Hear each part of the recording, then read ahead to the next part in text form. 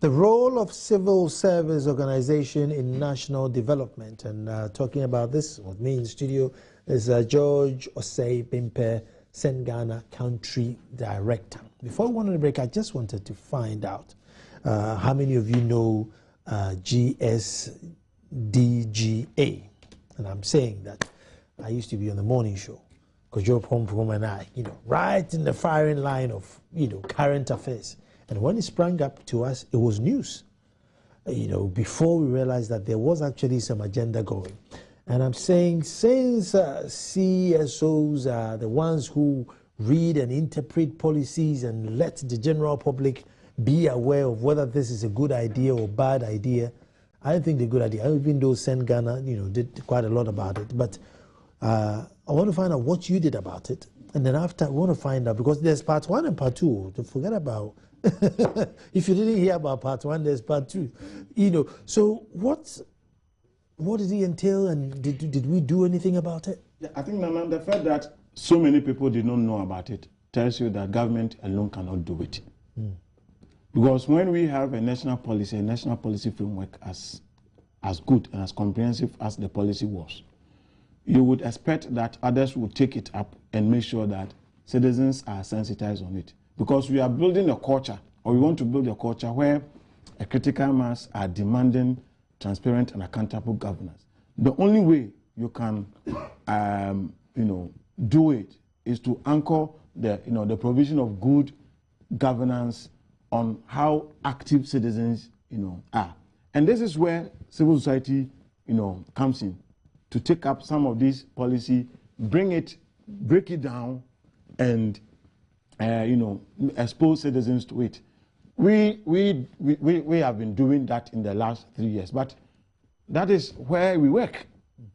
That is where we work. Others can also help in highlighting some of these issues. So I think that in terms of policy education, ideally you would expect the NCCE to do this, but they are overwhelmed by the enormity of the work that they have to undertake, given that they are faced with chronic resource constraints. So then we come in to make some of these things known and put it in the public domain. I think that the person who mentioned it on your program mentioned it because she was then working with a civil society group. That's how she happened to know it. There's a question that we need to ask. So what has come of it? That is the critical mass that I talk about. We are the ones who need to ask that question. We said we're going to implement this between 2010 and 2013. To what extent were we matching our budgetary allocations to the costing framework that accompanied this this development agenda? I tell you that the story is not good. At the moment, we are preparing to develop a new budget. But as we speak, this policy framework has lived its full lifespan. So there ought to be one in place, but there's still consultation ongoing to finalize a new one. So within this short time, the question is, what is happening in this country? What is informing, on what policy agenda are we anchoring the new budget, the 2014 budget that we are going to develop? That's a very serious question. Yeah, and I think that I don't have the answer. I'm raising that, and that's the work of civil society. We raise this and point to government what we are neglecting. So then we have to go back and do the right thing. Because then it seems that there's a major disconnect between how we are spending resources and how we are planning. If you waste a lot of time, waste technocrats' time to plan, do sort of consultation, some of us were consulted, and then at the end of the day, technocrats do not see that you are linking the development agenda with budget, and that whatever investment decision you are making is informed by a consultative process where citizens have made an input. Then it means that you don't take some of these things serious. So whoever is listening, whoever is watching us, has to take some of these issues serious. And today, if we find ourselves in a mess, it is because we haven't exercised some of this fundamental discipline. Is there any way, this document or this policy would be ready before the budget is submitted? I don't really know. I don't work at the NDPC, but I doubt, because already, if you look at the budget cycle, we are at the point where, you know, ministries have been giving ceilings and they have started putting things together. So where are we getting the inspiration from? Everyone is now going to think, well, I think this is good, so give me money. I think this is good, give me money. So we are all not going to have a consensus to say, look. That is my fear. That is my fear, because it is not ready. Parliament has not approved it. Probably it hasn't even gone to cabinet. It's still with the NDPs. I may be wrong, I stand corrected on that, but so long as I'm concerned, from information that we have picked from the grapevine, that document is not ready. We recently were consulted about it. It looks like a fantastic document. If we can exercise the discipline and match our investment, the budget, with such a document, we can be sure of getting somewhere in the next 2 years before we develop another one.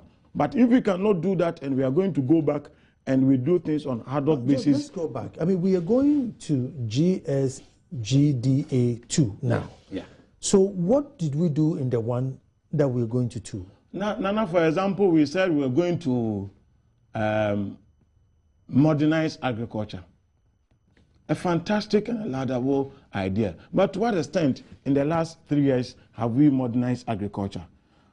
What has been the correlation between monies that we have put into the agriculture sector and the output that has come out of it? Per some analysis, we said that if we succeeded in putting at least 10% of national budget into agriculture, you would expect 6% growth rate. This, in 2011 we're doing 2012 we're doing 11.7% of total national budget into agric, but then we're scoring 0.8 or 1.2 thereabout. Last year I think it went up to about 3.4 or so. But the question is, if you are putting so much money into the agriculture sector, why is it that the projected 6% growth rate is not being achieved? The fundamental is that the investment decision is wrong. Why? I think it is very fantastic. The president has said, for example, we try to reduce rice import. At the moment, farmers in the north are crying because this year the rain did not come early, or it is not coming in the quantity that will allow us to meet even the 30% target that we have set for ourselves. So it is very likely that next year we are going to go back to import rice. This is not, it doesn't require rocket science for us to invest in simple technology that will give access to small-scale irrigation schemes, not big ones. So that if we can put our monies there to, one, make sure that we take people out of poverty and that we reduce rice import, this will be very good for us. So this is what some of us have been saying since 2009. And it comes back to the point, if we can create that space where we listen and talk, so then we say, we move away from this is what we want to do to this is what the people want us to do. Now, maybe when we meet, we'll be talking about how we can consolidate the gains, not to be describing the problems as we are used to do in this country. Overspending in various governments. Now, that's one area which is dire. The last one was, 8.7 billion. And it ties up to this budget that you're talking about. So we have GSGDA 1, which we did not seem to follow religiously. And so then one would ask, so how did we spend the money and not on what it was projected for? And what would civil society organizations do? You see, but I think, are we breaking the conversation down so like an average JSS 2 student would understand that, something is not right here, or, are we breaking, or are we keeping the language too intellectual that, majority of people are missing it? Yeah, I think that when we don't focus, because our problems are just too many, but then you don't want to approach it by solving, every bit, solving it in bits and pieces, or you want to tackle that, you want to tackle that, you want to tackle that. You made mention of Operation Feed Yourself. This is a policy that was anchored on agriculture productivity. So then, at least, even if you were poor, you had access to basic, nutritional, requirement. From where you would then accumulate capital by selling, then you link it to, agro industries and so on and so forth. So I think that in carving out some of these things, what we haven't done is to be strategic in focusing on certain strategic areas. This one was quite okay because we picked about 4 key areas. I think agriculture, governance, a few, I've forgotten about them, a few. But how do I help, play my part as a citizen for it to, for its success? I think that the first point is what the point you made, that we need to understand it. When you as a citizen understand that this is what my government has committed itself to deliver in the next 3 years, then we begin to benchmark. And then say, for example, in the first year, you said in agric you are going to do A, B, C, D. Has that been done? You said you will put so much investment into agriculture. How are you doing it? And the money that you are putting into agriculture, is it bringing us the returns? That these are some of the questions that citizens can ask. And you don't have to ask it at the national level.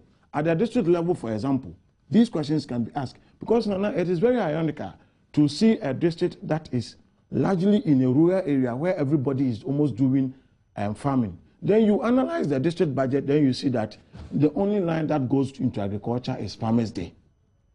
Something that is going to support Farmers' Day. So you see that even at that level, there's a major disconnect between what the national policy is and what the district assembly should do to connect the grassroots intervention to that. And civil society are the ones who can really raise some of these issues.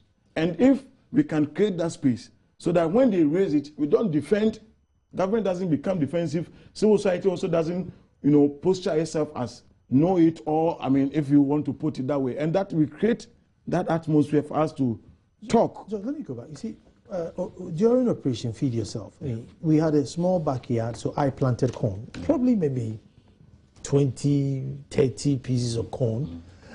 Even though on the larger scale there were irrigation and places were being irrigated, and those of you living in Spintex, that was a designated vegetable farm. So everyone bought into the idea and then played their little quota towards it. So what I'm saying is, with this document, what am I supposed to do to help it? What role do I play? Yeah, I think that the role, and I think I'm going to visit it again, is how do we hold government at all levels? And how do I even help? Good. The way you help, given your profession, is to begin to discuss the content of GSD, GS, GDA. Once it comes up, and I think that some of us will be around. You can get NDPC for us to begin to educate. We don't need to repeat the mistakes of the past. If we didn't know, now we know that something is coming up. Hopefully by the end of the year, something will come up. So then we begin to take them one by one in terms of governance. What is government promising to deliver per the policy framework? In terms of agriculture, what is government promising to deliver? In terms of industry, manufacturing, what is government promising to deliver? In terms of service, what is government promising to deliver? When we can begin to talk about this dispassionately and do not bring in those NDC, MPP, cacophony, and then muddy the waters, I think that we begin to change the discussion and focus on the real issues. That is one level. When people know this and we are asking, we are benchmarking, then we are asking it, because it doesn't have to happen one day. We have to visit it every now and then, stock taking. And so then people can come and answer to us as the citizens, because nobody is telling us what has happened to the first phase of it. So when there's that lack of culture of accountability and things are allowed to move on like that, then you see that people, they know that nobody will ask them questions. So let us begin to ask the questions. What happened to the one? And what is the assurance that this time around we are going to get the two? That is the role that we as civil society, we can play. The other one is that when we have a costing framework, how do we ensure that this time around, government doesn't draw budget out of a blue and out of something that is only informed by a party manifesto, but then something that is, fundamentally informed by what we all have agreed on through a consultative process as a national development agenda. So then we match our costing framework and our budgeting to what the policy objectives are. So then we are able to say that actually, even if we didn't have money, at least on our grade, we have succeeded in making sure that we have matched the investment with it. So then that is where we can make some progress. So then the next phase, we don't have to go there. We don't have to go into agric again. We target on something else just to complement that. For example, agro-processing. So then you create that linkage, the value chain. Yeah. So then when you ask the youth to go into agriculture, they will not rush into agriculture only for them to be asking you to show them where to sell their produce. And I think that the accountability principle, demand-driven one, is what will really make things work. And that is what we should begin to forget about our political parties. They will never help us. They won't help us.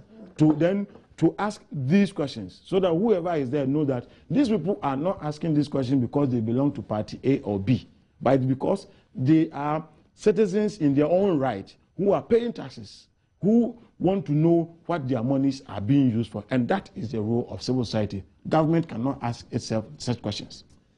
No nation has ever been built by politicians. Take it by me. You can do all your research. There's not one single nation that was built by politicians. Or every given time, civil society getting up and demanding what is right. But I know Send Ghana has a JIDA-like project. So I want to find out how come theirs work and ours failed. Stay tuned.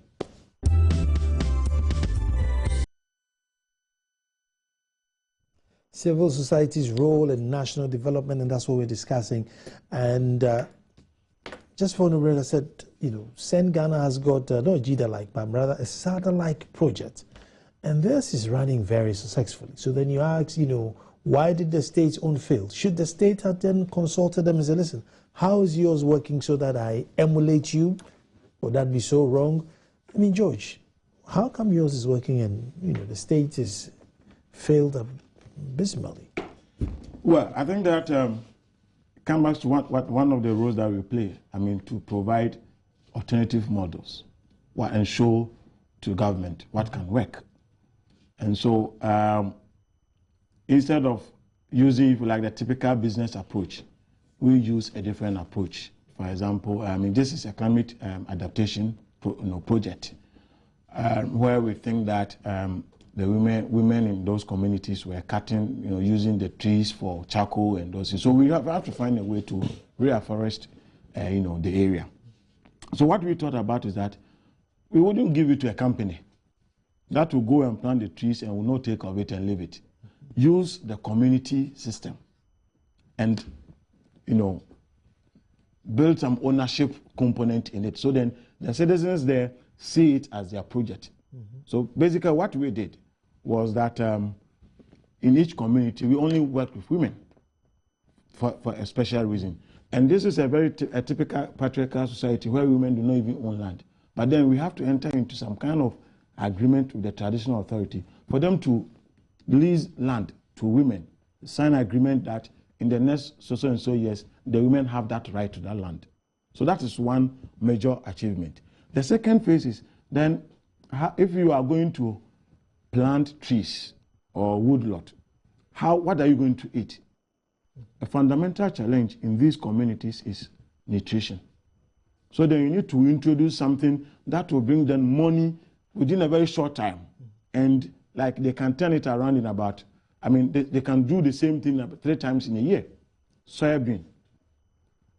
So then after 3 months, they get their money. After 3 months, so you can talk about 3-4 times in a year. Whilst they grow the trees, you provide them seedlings and so on and so forth. So then they take care of the trees, which is intercropped with soybean. You show them how to make about 14 types of food from soybean to meet their nutritional requirement on one hand, and also sell provide inventory credit to them to sell the produce and to make income.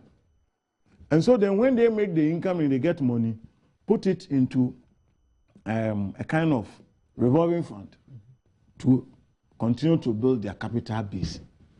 These community people own it. It is not a company that will go and plant it and we have to hire someone else to go and do auditing to know whether the trees were planted or not. This is a very simple way of getting the citizens to own the system, spending less. I'm talking to you, we spent about 200,000 to do this. You don't have to spend millions to do this kind of project. So, but it is not too late. We are ready to, for example, to show the model and see how we can contextualize it within the framework of SADA. So, for example, if we are going to make that kind of investment again, this time around, we get it right in getting the place afforested and at the same time getting, livelihood alternatives for the people who will then take care and own it. It's not like they are there and somebody comes to the community, they don't know that person, the person comes to plant trees, leaves it, and they also leave it to, to die. And I think that we as civil society group can always talk to government to say that we have certain models that can work. Let us put that into practice. And it comes back to how, to what extent technocrats are ready to take up some of these things. So long as they can be, they are sure of themselves that they want to make sure that, we get value for money in terms of the investment decisions that we take in this country. There are such a number of, there are so many of such examples around. Let us continue to open the space to talk about this. It's not about what we think will work. It is what will work for us to get value for money. So then we don't have to put money down the drain. With facts. Yeah. What are we doing? Yesterday we discussed this, and I'm sure it has to be discussed with the examination results, WASSCE results coming up. What's CSOs doing to help us? What can we do? What are the alternatives, or what do we do? It's not acceptable. I think that the way the discussion is going is not healthy. Yeah, I prefer that when these things happen, we don't look it at, the figures that are coming out or the kind of interpretation we are putting on it is not healthy. Mm-hmm. If we think that there's a problem with our education system, let us address it. And Nana, a good point has been made by the minister, for example, on the use of local language. Nana, we are a people who are getting lost, and who are getting lost to nowhere. If we were getting lost to a global marketplace where we can compete, that would have been a good case, because then we also bring in something. But now you meet people in this country who cannot speak their language. And the English language that they claim to be speaking is also not the English language that we know to be of the Queen language. And so, and since research has shown that there is a positive correlation between, between the use of local language at the tender age and in developing the intellectual capacity, creative mind, cognitive skills of peoples. I don't think that we need to say that because I read a funny comment, and my child will go for interview in English, so I have to speak English. If your child will speak English, that is diarrhea of words, constipation of ideas. Is that the one we want? That kind you just speak English, there is no substance in it. We see people walking the street and they can speak every English, but when you give them work, you see that creativity is lacking. So there's a problem with our education system. I think that let us see how we can solve it, rather than to say that these people pass in that year. Those things are too cosmetic and it doesn't address the problem. It is not the doing of this government, it's not the doing of the other government, it's the doing of all of us who are refusing to craft an education system that builds our own system, so that we create an identity that is reflective of who we are as people. So then when you are developing policies, it is not policy that will be hanging, but a policy that is informed by your own culture, your own aspirations, and your own. By the moment, we are all floating, and we are not addressing the basis of problems so far as education is concerned. So, but issues like this are not popular with civil service organizations. We want all the ones that are sort of politically tagged or more, these social ones, you don't get reports with, think tank coming out to say, listen, from age 1 to 5, speak, a local dialect, because of this, or it gives you more vocabulary, it gives you more command of the language. Those ones are not very popular, but they're necessary. Yeah, well, I think that we can't do it all. I mean, civil society, we can't do it all, but we have people, we have other civil society groups that have specialized in education, so they can really go into this and provide alternatives. And I know that there are others who are doing that. It's not that they are not doing it, probably the scale, and that is also within a certain constraint, because the global financial crisis did not affect only government. Civil society is also suffering because our partners in the global north have suffered, and then it has effect on our operations here. So that must also be put into context. So it is not in that it is not that the case alone. But I think that there is one thing having a policy, and there is one thing developing it. I tell you, even when it becomes a policy for all of us to use local language at the tender age, and that we don't use solely English language, schools like the GIS or whatever, all those rich schools will be exempted. Why does it have to happen like that? If you live in a country where there's a different set of policy for people and a different set of policy for those of us who will go to Saito, just like I went to Saito. So then it becomes a problem. But if you will put your feet on the ground to say that this is a matter of policy, if you are in Ghana, so long as you're in Ghana, you have to do A, B, C, D. That is what creates the identity. So then you don't create people who think or want to think like Westerners, yet they don't get anywhere close that they can't even think also as Ghanaians. And then when they are preferring solutions to problems, you see that the solutions do not fit the nature of the problem that they are seeking to resolve. And that is why today we talk about people who are not made for the market. Because, I mean, the fundamentals are not, what do we want? If we really want to put emphasis on technical education, to what extent have we invested in technical education? How are we reorienting people to know that at this point in the global marketplace, we don't need so many lawyers.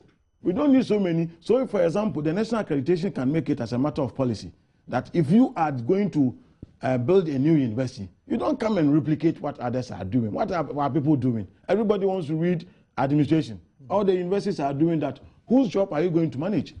When we are not creating, we are not having universities that create entrepreneurs, people who can think and do things differently, create jobs for people. They are always looking for government to create jobs, always looking for their connections to create jobs. And we are not solving this. So the national accreditation, I have a problem with that national accreditation, for example, that you don't just open it and open it for the sake of it. I would put emphasis on science education at this point in our national life. That is what we need. We need people who can develop apps and that can sit in Ghana here and can sell them, make money, and pay tax. Briefly, your role to enlighten the general mass. Yeah. Because after all is said and done, they need to understand and accept it. Yeah. Otherwise, work done is zero. Yeah. Just briefly, 30 seconds. How do we achieve that? I think that it requires a lot of cooperation and partnership, especially with the media. You have the platform. We do not have the resources, for example, to work in the whole of Ghana or the district. If we had the resources, that would have been a good case for us. In that case, I can confidently say that we can reach everybody. So this kind of partnership where we don't end today, but we take it as a process and begin to see how citizens can get to know some of these policies so that in their own district, they can take the interest and be asking questions. What is the district development plan? How is the district development plan linked to the national development plan? And I think that when we begin to find out what the policy issues are and ask those critical questions, we'll make a difference as a civil society. Thank you very, very much. Tomorrow, stay tuned. We're talking to Albert Kendapa, former minister, former MP, and The issue again on the table then was accountability. Some of these issues came up, but it went in depth on that. Very exciting. And on Thursday, even though I'm announcing it early, I am asking what seed are we sowing today and what do we hope to reap in future. So don't miss, that's my opinion on Thursday. But thank you very much for watching, and tomorrow we're back to do it all over again. George, thank you very much. Thank you very much.